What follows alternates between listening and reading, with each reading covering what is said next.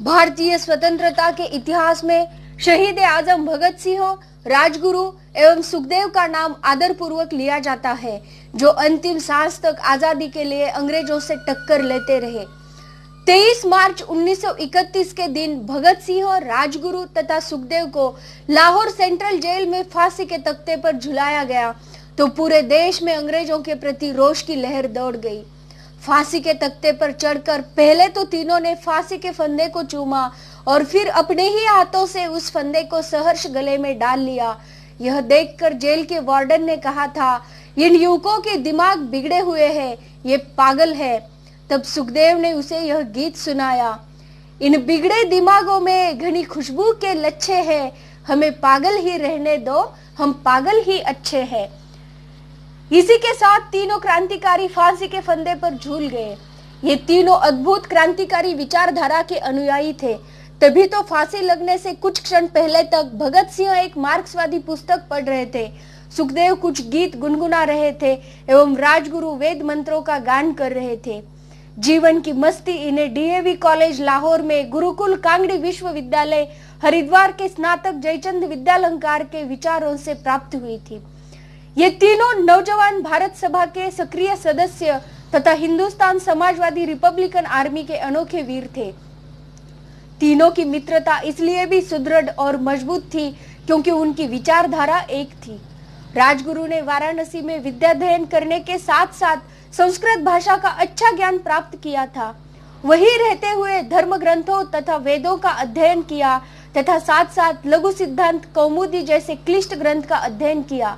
कौमुदी इन्हें पूर्ण रूप से कंठस्थ थी और ये छत्रपति शिवाजी की छापामार युद्ध शैली के बहुत प्रशंसक थे। इसी प्रकार सुखदेव को खतरों से खेलने की आदत हो गई थी। उनकी स्मरण शक्ति अद्भुत थी। भगत सिंह जन्म से ही स्वतंत्र विचारधारा के व्यक्ति थे। अपने पिता सरदार किशन सिंह तथा चाचा अजित सिंह के स्वतंत्र विचार उनकी रग रग में समाये हुए थे। उनकी 5 साल की उम्र रही होगी। वह अपने पिता के साथ जब खेत में गए तो वहां कुछ तिनके चुनकर जमीन में गाड़ने लगे। पिता ने हंसकर पूछा, पुत्र क्या कर रहे हो? भगत सिंह ने उत्तर दिया, मैं बंदूकें बो रहा हूँ। इनसे बहुत सारी बंदूकें बन जाएंगी और इनका प्रयोग अंग्रेजी हुकूमत के खिलाफ किया जाएगा। तीनों ही साथियों ने साइमन कमीशन का जमकर विरोध किया। पुलिस की बर्बरता से लाला लाजपत राय गंभीर रूप से घायल हो गए तथा 17 नवंबर 1928 को उनका देहांत हो गया। भगत सिंह, राजगुरु, सुखदेव और उनके साथियों ने लाला जी की मौत का बदला लेने की योजना बनाई। चंद्रशेखर आजाद और राजगुरु ने साथ मिलकर पुलिस अधीक्षक सैंडर्स को 17 दिसंबर 1928 को गोली से उड़ा दिया। इस घटना के तुरंत बाद भगत सिंह वेश बदलकर कलकत्ता के लिए प्रस्थान कर गए। वहीं रहते हुए भगत सिंह ने बम बनाने की विधि सीखी।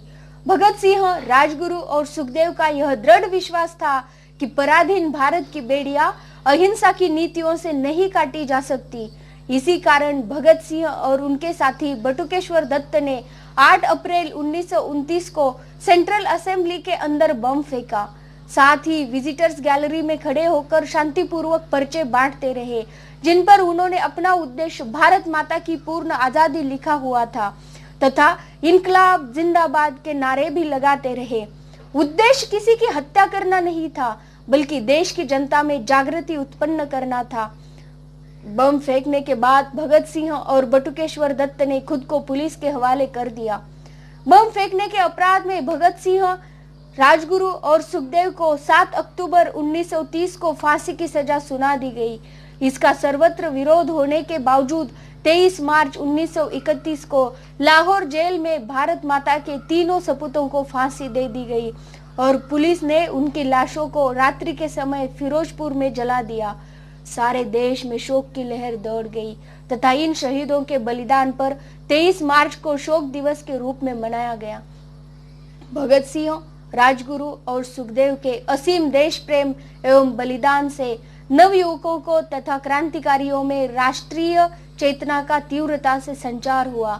इन वीरों ने क्रांतिकारी कार्य और अपने बलिदान से अंग्रेजी साम्राज्य की जड़ों को मूल रूप से हिलाने का वह काम किया जिससे कुछ ही समय के उपरांत अंग्रेजों का विशाल साम्राज्य भूमिसात हो चला गया।